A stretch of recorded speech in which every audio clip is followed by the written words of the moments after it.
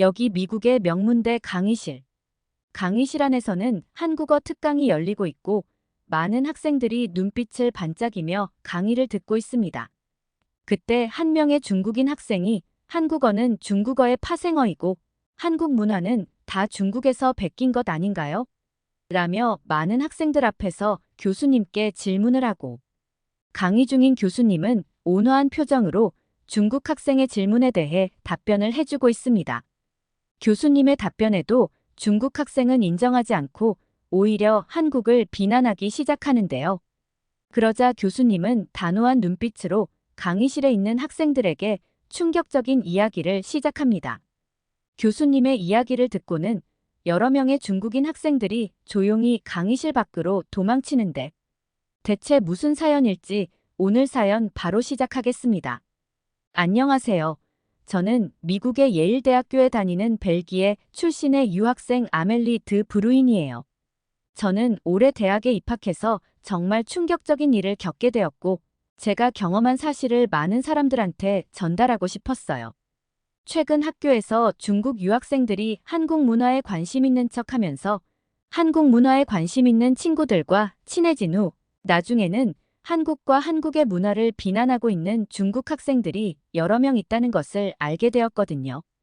저 혼자 겪은 일인 줄 알았는데 여러 명의 친구들이 같은 경험을 해서 저도 정말 놀랐습니다. 저는 중학교 때까지 벨기에에서 쭉 자랐고 고등학교 때 미국으로 유학을 왔어요. 처음엔 낯선 환경에 적응하느라 힘들었고 외로움도 많이 느꼈지만 그럴 때마다 저를 버티게 해준 건 다름 아닌 한국의 드라마였어요. 제가 미국에 온 지 얼마 되지 않아 한류 열풍을 접하게 되었는데 그때부터 한국 문화에 열광하게 되었습니다. 제가 처음 본 한국 드라마는 도깨비였어요. 룸메이트가 아시아 드라마 전문 스트리밍 서비스에서 보고 있길래 궁금해서 같이 봤는데 그 순간 완전히 빠져버리고 말았어요. 판타지와 로맨스가 절묘하게 어우러진 스토리, 아름다운 영상미, 그리고 도깨비가 지은 타객에 첫사랑이란 말이 내게 어울리지 않는다고 생각했었는데 내가 오니 나이 935살에 첫사랑이 생겼다라고 고백하는 장면에서 가슴이 두근거렸답니다. 제가 마치 주인공이 된 것만 같았죠. 그 후로 매일 밤 한국 드라마를 보기 시작했어요. 태양의 후예, 미스터 션샤인, 김비서가 왜 그럴까 등을 연달아 봤어요. 수업 시간에도 드라마 생각만 하다가 혼난 적도 있을 정도였습니다. 하지만 멈출 수가 없었어요. 한국어의 아름다운 억양과 표현들이 제 귀에 음악처럼 들렸거든요. 사랑해요. 보고 싶었어요. 같은 말들을 따라하면서 한국어의 매력에 점점 더 빠져들었습니다. 한국 드라마에 빠지면서 자연스럽게 한글과 한국 음식에도 관심이 생겼어요. 어느 날 용기를 내어 근처 한국 식당에 가봤죠. 메뉴판을 보는데 모든 게 낯설어서 당황스러웠어요. 그래도 드라마에서 자주 보았던 김치찌개를 주문했답니다. 첫 숟가락을 떴을 때 그 매콤하고 시원한 맛에 깜짝 놀랐어요. 입안이 얼얼했지만 왠지 모르게 계속 먹게 되더라고요. 그 순간 드라마 속 주인공들이 왜 이렇게 맛있게 먹었는지 이해가 갔어요. 그날 이후로 한국 음식의 매력에 푹 빠져서 이제는 인터넷으로 레시피를 찾아 종종 한식을 만들어 먹기도 해요. 그리고 한국 남자와 연애를 꼭 해보고 싶다는 생각도 하게 되었어요. 한국 남자는 너무 다정하고 스윗한 것 같아요. 물론 드라마 속 모습이 현실과 다를 수 있다는 걸 알지만 한 번쯤 경험해보고 싶은 로망이 되었죠. 미스터 션샤인이란 드라마를 보면서는 한국의 근대사에 대해 알게 되었습니다. 1900년대 초 한국의 모습과 그 시대를 살아가는 사람들의 이야기가 너무나 감동적이었죠.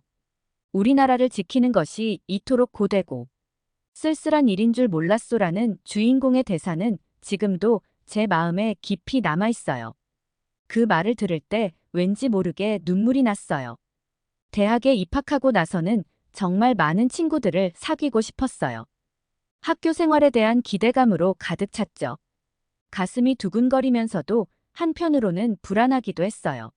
놀랍게도 우리 학교에서도 한국의 드라마나 음악 이야기를 하는 친구들이 정말 많았어요. 한국 문화라는 같은 공감 소재로 대학 입학 후에도 여러 친구들을 사귈 수 있었어요. 도깨비 촬영지를 찾아 캐나다 퀘벡으로 여행 계획을 세우는 친구도 있었고, 한국 드라마 OST를 따라 부르는 모임도 있었죠. 저처럼 한국어를 배우려는 친구들도 꽤 있더라고요. 그러던 어느 날 도서관에서 한국어 책을 찾고 있을 때였어요. 옆에서 누군가가 제가 찾던 책을 먼저 집어 들더라고요. 고개를 돌려보니 동양인 학생이었어요. 저는 심장이 두근거리는 걸 느끼며 용기를 내어 말을 걸었어요. 혹시 한국 분이세요? 라고 한국어로 물었죠. 그 학생은 웃으며 대답했어요. 아니요, 저는 중국인이에요. 한국어를 공부하고 있어요. 한국인이 아니라는 사실에 약간의 실망감이 들었지만 동시에 새로운 동양 친구를 사귈 수 있다는 기대감도 생겼어요. 우리는 그렇게 이야기를 나누기 시작했고 관심사가 비슷해서 금방 친해지게 되었어요. 그 친구의 이름은 링링이었어요. 우리는 한국 문화에 대한 공통된 관심사로 금방 가까워졌죠. 거의 매일 만나다시피 했는데 특히 새로운 한국 드라마가 나오면 함께 모여 시청하는 게 우리의 일상이 되었어요. 처음에 저는 링링도 저만큼이나 한국 문화를 사랑하고 있다고 믿었어요. 그녀가 한국어 대사를 정확하게 따라하고 한국 음식을 즐겨 먹는 모습을 보면서 와, 링링은 정말 한국 문화의 진정한 팬이구나라고 생각했죠. 그때의 제 모습이 지금 생각하면 너무 순진했던 것 같아 웃음이 나와요. 그런데 어느 순간부터 링링이 이상한 말을 하기 시작했어요. 처음에는 농담인 줄 알았는데 점점 그녀의 말이 진지해지는 것을 느꼈죠. 한국 드라마가 재미있는 이유는 전부 중국 드라마를 따라해서 만들었기 때문이라고 주장하기 시작한 거예요. 처음 그 말을 들었을 때는 그저 웃어넘겼지만 링링은 계속해서 그 이야기를 반복했어요. 더 놀라운 것은 링링이 한글이 중국어의 파생어라고 주장하기 시작한 거예요. 한글의 제작 원리나 역사적 배경에 대해 제가 알고 있는 내용을 이야기해도 링링은 고개를 저으며 그건 다 한국이 지어낸 이야기야. 사실은 중국의 문자에서 파생된 거라고 라고 말했습니다. 저는 링링의 이런 주장들을 들으면서 혼란스러웠어요. 왜 갑자기 이런 말을 하는 걸까? 정말로 그렇게 믿는 걸까? 아니면 단순히 저를 놀리는 걸까? 라고 생각했어요. 제가 믿지 않는 것처럼 보이자 링링은 현재 한국에서는 본인을 확인하는 신분증까지도 한자와 한글을 함께 사용하고 있다고 알려주더라고요. 링링의 말은 진짜였어요. 링링이 보여준 자료를 보면서 링링의 말이 사실일 수도 있겠다라고 저도 조금씩 의심을 하기 시작했어요. 제가 링링의 말을 믿는 것처럼 보이자 링링은 제게 한국을 비난하기 시작했습니다. 예전에 한국에서 살았던 적이 있는데 한국은 드라마와 달리 볼품없고 더럽고 지하철에서는 찌린내가 진동을 하고 노숙자도 많이 있다고 말했어요. 드라마 속의 한국의 모습은 전부 깨끗했는데 라고 반문하니 링링은 한국 드라마의 배경도 다 중국의 모습을 본따서 촬영한 거라. 실제 한국의 모습이 아예 없다는 말을 하기도 했어요. 한국의 문화를 사랑하고 있다고 생각한 링링이 도를 넘게 한국을 비난하니 저는 혼란스럽기도 하고 불편한 감정이 들었어요.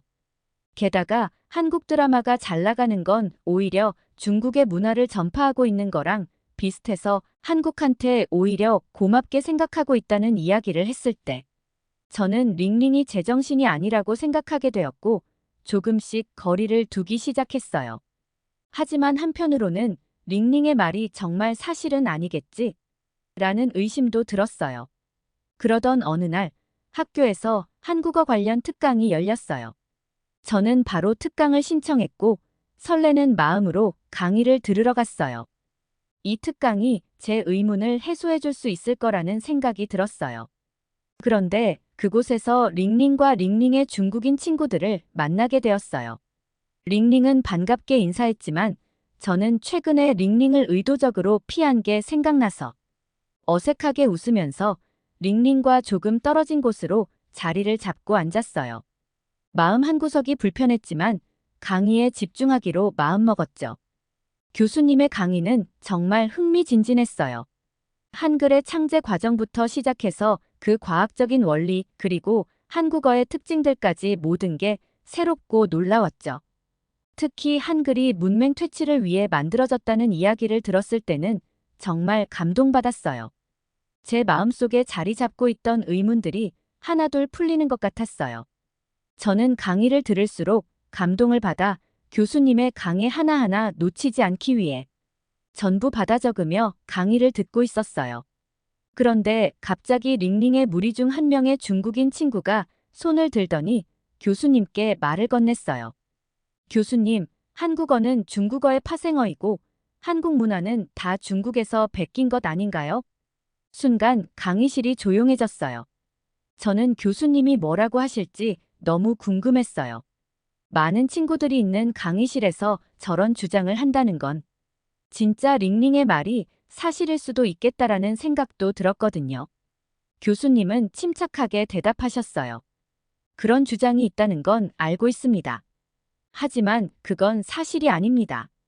한국어와 중국어는 완전히 다른 언어 계통에 속해 있어요. 한글은 세종대왕이 백성들의 문맹 퇴치를 위해 독창적으로 만든 문자 체계입니다. 그 중국인 학생은 여전히 납득하지 못한 듯 했어요. 하지만 교수님, 한국은 한자를 사용하지 않나요? 그리고 유교 문화도 중국에서 온 것 아닌가요? 교수님은 고개를 끄덕이셨어요. 좋은 질문입니다. 네, 한국에서는 한자를 사용해왔고 지금도 부분적으로 사용하고 있어요. 유교 문화의 영향도 받았죠. 하지만 이것이 한국 문화가 중국의 것이라는 뜻은 아닙니다. 오히려 한국은 이러한 요소들을 자신의 문화에 맞게 재해석하고 발전시켰어요. 교수님은 칠판에 그림을 그리시며 설명을 이어갔어요. 예를 들어 한국의 한옥을 봅시다. 기본적인 구조는 중국의 영향을 받았지만 온돌이라는 독특한 난방 시스템을 발전시켰어요. 이는 한국의 추운 겨울 날씨에 적응한 결과죠. 또한 마루라는 공간 개념도 한국 특유의 것이에요. 그 학생은 교수님의 대답에 다시 질문했어요. 그래도 한글은 너무 단순하지 않나요? 중국어 한자가 더 깊이 있고 의미가 풍부하지 않습니까? 교수님은 미소를 지으셨어요. 아, 그렇게 생각할 수 있죠. 하지만 한글의 단순함이 바로 그 위대함입니다. 한글은 표음 문자이면서도 과학적 원리에 따라 만들어진 세계 유일의 문자예요. 자음은 발음 기관의 모양을 본떠 만들었고 모음은 하늘, 땅, 사람을 상징하는 철학적 의미를 담고 있어요. 교수님은 계속해서 설명하셨어요. 한글의 단순함 덕분에 문맹 퇴치에 큰 역할을 했어요. 세종대왕은 보통의 백성이라도 쉽게 배울 수 있게 하라고 하셨죠. 이는 민주주의와 평등의 정신을 담고 있는 거예요. 반면 한자는 배우는데 오랜 시간이 걸리고 이로 인해 지식이 특권층에 독점되는 문제가 있었죠. 그 중국인 학생은 인상을 찌푸리더니 거만한 표정으로 또다시 교수님께 이야기하더라고요. 그래도 한국어에는 고유한 표현이 별로 없다는 건 어떻게 설명하실 건가요? 대부분 중국어에서 온 한자어를 쓰고 있어요. 교수님은 고개를 가로저으셨어요. 그렇지 않아요. 한국어에는 매우 독특하고 아름다운 고유어가 많답니다. 예를 들어 나름이라는 말을 들어보셨나요? 이 단어는 각자의 방식대로라는 뜻인데 영어나 중국어로 정확히 번역하기 어려운 표현이에요. 어영부영이라는 말도 있죠. 이러지도 저러지도 않는 모호한 상태를 의미하는데 이런 섬세한 감정을 표현하는 단어가 다른 언어에는 잘 없어요. 교수님은 이어서 말씀하셨어요. 또한 한국어의 의성어와 의태어의 풍부함은 세계적으로 유명해요. 반짝반짝, 아장아장, 어슬렁어슬렁 같은 말들은 소리와 모양을 정말 생생하게 표현하죠. 이런 표현들이 한국 문학과 일상 대화를 아주 풍부하게 만들어요. 강의를 듣는 학생들이 교수님의 답변에 고개를 끄덕이자 그 중국인 학생은 얼굴이 붉어지며 큰 목소리로 외쳤어요. 그래도 한국 문화가 세계적으로 인정받는 건 최근의 일 아닌가요? 그전에는 별로 주목받지 못했잖아요. 너무 큰 목소리라 저뿐 아니라 강의실에 있는 여러 학생들이 깜짝 놀랄 정도였죠. 저는 그 학생의 태도에 불편함을 느꼈지만 동시에 그의 질문에 대한 교수님의 답변이 궁금했어요. 하지만 교수님은 웃으면서 고개를 끄덕이셨어요. 맞아요. 한국 문화가 세계적으로 주목받기 시작한 건 비교적 최근의 일이에요. 하지만 이는 한국 문화의 가치가 낮아서가 아니라 한국이 오랫동안 폐쇄 상태였기 때문이에요. 일제강점기와 한국전쟁을 거치면서 한국은 세계와 단절될 수밖에 없었죠. 그러나 1950년대 이후 한국은 놀라운 속도로 발전했어요. 이른바 한강의 기적이라고 불리는 경제 성장을 이뤄냈죠. 이 과정에서 한국은 전통 문화를 현대화하고 새로운 문화를 창조해냈어요. K-팝, K-드라마, K-뷰티 등이 그 결과물이죠. 교수님은 열정적으로 말씀을 이어가셨어요. 한국 문화의 힘은 바로 이 융합에 있어요. 전통과 현대, 동양과 서양을 조화롭게 섞어 새로운 것을 만들어내는 능력이죠. 이런 특성이 세계인들의 마음을 사로잡은 거예요. 저는 이제는 그 중국 학생이 그만할 것이라고 생각했어요. 하지만 그 중국 학생은 또다시 말을 했죠. 그래도 중국 문화가 더 오래되고 영향력 있지 않나요? 한국 문화는 그에 비하면. 교수님은 그 학생의 말을 끊었고 굳은 표정으로 말씀하셨어요. 여러분, 문화를 비교하고 우열을 가리는 것은 의미가 없어요. 모든 문화는 그 자체로 가치가 있고 존중받아야 해요. 중국 문화가 오래되고 영향력 있다는 건 맞아요. 하지만 그렇다고 해서 다른 문화의 가치를 폄하해서는 안 됩니다. 문화는 서로 영향을 주고받으며 발전해요. 한국 문화가 중국 문화의 영향을 받았다면 지금은 반대로 중국이 한국 문화의 영향을 받고 있죠. 이건 아주 자연스러운 현상이에요. 교수님은 강단 앞으로 나오셔서 우리를 둘러보셨어요. 여러분, 우리가 배워야 할 건 서로의 문화를 인정하고 존중하는 자세예요. 다양성을 인정하고 서로에게서 배우는 것. 그게 바로 진정한 글로벌 시민의 자세입니다. 교수님은 잠시 숨을 고르시더니 이야기를 시작하셨어요. 여러분, 중국 학생의 질문을 듣다 보니 강의보다 더 중요한 이야기를 여러분에게 하고 싶네요. 몇 년 전, 저는 중국의 교육 방식을 연구하기 위해 베이징의 한 대학을 방문했습니다. 처음에는 그저 학문적 호기심으로 방문했지만 그곳에서 목격한 현실은 저에게 엄청난 충격을 주었어요. 제가 중국에 갔을 때 많은 학생들이 자국의 역사와 문화에 대해 왜곡된 지식을 가지고 있는 것을 보고 놀랐습니다. 그들은 중국이 모든 문명의 근원이라고 굳게 믿고 있었어요. 한자, 종이, 화약뿐만 아니라 심지어 피자와 햄버거까지도 중국에서 시작되었다고 주장하는 학생들도 있었죠. 강의실 전체가 숨죽인 채 교수님의 말씀을 경청했어요. 저는 믿기지 않는 표정으로 고개를 저었고 주변의 다른 학생들도 비슷한 반응을 보이고 있었어요. 하지만 그건 사실이 아닙니다. 교수님은 단호하게 말씀하셨어요. 모든 문화는 서로 영향을 주고받으며 발전해왔어요. 중국 문화도 마찬가지죠.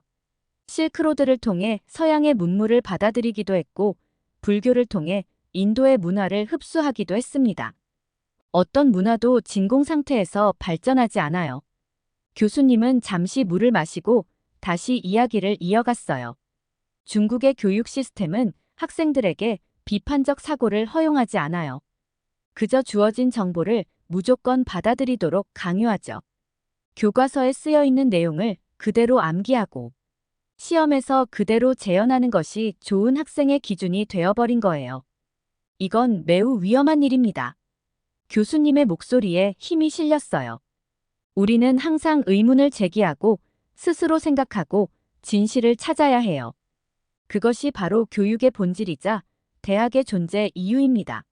하지만 중국의 많은 학생들은 이런 기회를 빼앗긴 채 살아가고 있어요. 그때 교수님은 갑자기 교실 뒤쪽을 바라보셨어요. 저도 고개를 돌려보니 몇몇 중국인 학생들이 불편한 표정으로 자리에서 일어나 조용히 교실을 빠져나가고 있었어요. 교수님은 그들을 바라보며 안타까운 표정을 지으셨어요. 보세요. 이것이 바로 제가 말씀드린 세뇌 교육의 결과입니다. 저 학생들은 지금 자신들이 알고 있던 진실이 도전받는 상황을 견디지 못하고 있어요. 현실을 직시하지 못하고 도망치고 있는 거죠. 강의실은 무거운 침묵에 빠졌어요. 우리 모두 방금 전에 목격한 상황에 대해 깊이 생각하고 있었죠. 교수님은 한숨을 쉬시더니 다시 말씀을 이어가셨어요. 사실 저는 저 학생들이 정말 안타깝습니다. 그들은 피해자예요. 중국의 세뇌 교육이 얼마나 심각하고 무서운지, 왜 그들이 현실을 볼 수 없는지 여러분은 방금 목격했습니다. 교수님의 눈빛이 더욱 진지해졌어요. 중국은 인권 존중이 부족해요. 정부가 제공하는 정보만을 진실이라고 믿도록 강요받는 사회에서 학생들은 비판적 사고 능력을 발전시킬 기회를 잃어버리고 있어요. 그들은 말도 안 되는 사실을 현실인 것처럼 믿도록 교육받고 있습니다. 교실에 남아있는 우리들은 숨소리조차 내지 않은 채 교수님의 말씀에 집중했어요. 저는 가슴이 무거워지는 것을 느꼈죠. 여기 남아있는 여러분들, 부디 세상을 똑바로 바라보고 진실된 것을 배우길 바랍니다. 항상 의문을 제기하세요. 비판적으로 생각하세요. 그리고 스스로 진실을 찾아나가세요. 그것이 바로 진정한 교육이고 우리가 추구해야 할 자세입니다. 누군가가 여러분에게 이것이 진실이다라고 말할 때 그것을 곧바로 받아들이지 마세요. 왜 그런지, 어떤 근거로 그렇게 말하는지 물어보세요. 비판적으로 생각하세요. 주어진 정보를 단순히 암기하는 것이 아니라 그 정보의 의미와 맥락을 이해하려 노력하세요. 그리고 가장 중요한 것은 스스로 진실을 찾아나가는 것입니다. 책을 읽고 다양한 의견을 들어보고 직접 경험해 보세요. 여러분이 알고 있던 진실이 틀릴 수도 있다는 것을 인정하는 용기를 가지세요. 그것이 바로 진정한 교육이고 우리가 추구해야 할 자세입니다. 교수님의 말씀이 끝나자 강의실은 깊은 침묵에 빠졌어요. 그 순간 한 학생이 조용히 박수를 치기 시작했고 곧 다른 학생들도 하나둘씩 박수를 치기 시작했어요. 얼마 지나지 않아 강의실 전체가 뜨거운 박수 소리로 가득 찼죠. 교수님은 감동한 표정으로 고개를 숙이셨어요. 감사합니다, 여러분. 이 강의가 여러분의 인생에 작은 변화라도 줄 수 있기를 바랍니다. 이 말씀을 끝으로 교수님은 오늘의 강의를 마무리하셨어요. 저는 한동안 제자리에 앉아 있었어요. 교수님의 말씀이 제 머릿속에서 계속 맴돌았거든요. 그동안 제가 어떤 시각으로 세상을 바라보고 있었는지, 얼마나 쉽게 남의 말을 받아들였는지 깨달았어요. 보여준 것만 믿고 찾아보려 하지도 않았죠. 강의 후 많은 생각을 하게 되었고, 여러 생각들을 정리하고 싶어서 저는 학교의 인문학 동아리에 가입하기로 결심했어요. 다양한 배경을 가진 학생들과 만나 이야기를 나누다 보면 새로운 시각을 얻을 수 있을 거라고 생각했거든요. 동아리에 가입하고 얼마 지나지 않아 저는 정말 충격적인 사실을 알게 되었어요. 그건 바로 중국인 유학생들이 다른 나라 학생들에게 자신들도 한국을 좋아한다고 하면서 동시에 한국의 문화가 원래 중국의 것이라고 주장하는 경우가 여러 번 있었다는 거예요. 처음에는 이런 이야기를 들었을 때 믿기 힘들었어요. 하지만 동아리 친구들의 경험담을 들으면서 점점 사실이라는 걸 인정할 수밖에 없었죠. 한 미국인 친구는 이런 이야기를 해주었어요. 내가 한국에서 5년 동안 살다 왔거든. 그런데 어느 날 중국인 유학생이 나한테 와서는 한국이 실제로 가보면 후진국이라고 하더라고. 자기가 직접 경험했대. 난 정말 황당했지. 내가 5년이나 한국에 살았다고 하니까 갑자기 얼버무리면서 도망가더라. 원래도 중국이 별로였는데 이 일 때문에 더 싫어졌어. 이 이야기를 들으면서 저는 가슴이 답답해졌어요. 링링과 있었던 일들이 떠올랐거든요. 그동안 제가 얼마나 순진했는지 새삼 깨달았죠. 이런 경험들이 쌓이면서 저는 중국인들과 어울리지 않게 되었어요. 대신 저는 한국에서 온 유학생들과 친해지기 시작했어요. 한국 유학생들과 이야기를 나누면서 저는 또 다른 놀라운 점을 발견했어요. 그들은 다른 나라를 깎아내리거나 비판하지 않았어요. 오히려 다른 문화를 존중하고 그 안에서 배울 점을 찾으려고 노력하더라고요. 희철이라는 한국 친구는 이렇게 말했어요. 우리나라도 물론 문제가 많아요. 하지만 그렇다고 다른 나라를 무시하거나 폄하하진 않아요. 오히려 다른 나라의 좋은 점을 배우려고 노력하죠. 그게 우리나라를 더 발전시키는 길이라고 생각해요. 학기 초에 있었던 일들을 돌이켜보면 정말 끔찍하다는 생각이 들어요. 만약 얼마 전 한국어 특강을 듣지 않았다면 저도 여전히 링링의 말을 믿고 의심하며 조금은 오해하고 있었을 거예요. 이제 저는 단순히 한류 팬이 아니라 한국 문화를 통해 세상을 바라보는 시각을 넓히는 사람이 되고 싶어요. 그리고 이런 저의 변화와 성장이 모두 그날의 한국어 특강에서 시작되었다는 게 신기해요. 제가 배운 경험을 많은 분들과 공유하고 싶어서 사연을 보내게 되었어요. 제 사연 들어주셔서 감사합니다. 사연 보내주신 아멜리님 감사합니다. 사연을 보면서 저도 많은 것을 배우게 되는 시간이었습니다. 중국인들이 한국에 관심 있는 척하며 뒤에서 한국을 비난하는 것도 놀랐지만 그보다 교수님의 강의에서 저도 깊은 감동을 받게 되었습니다. 서로의 문화를 인정하고 존중하는 자세, 다양성을 인정하고 서로에게서 배우는 것. 저도 아멜리님 사연을 보며 새로운 것을 배우는 시간이 된 것 같아서 감사합니다. 아멜리님의 즐거운 대학 생활을 응원합니다. 오늘 사연이 재미있으셨다면 구독과 좋아요, 알림 설정까지 부탁드립니다. 더 재미있는 사연으로 돌아오겠습니다. 이상 감동 탐험이었습니다.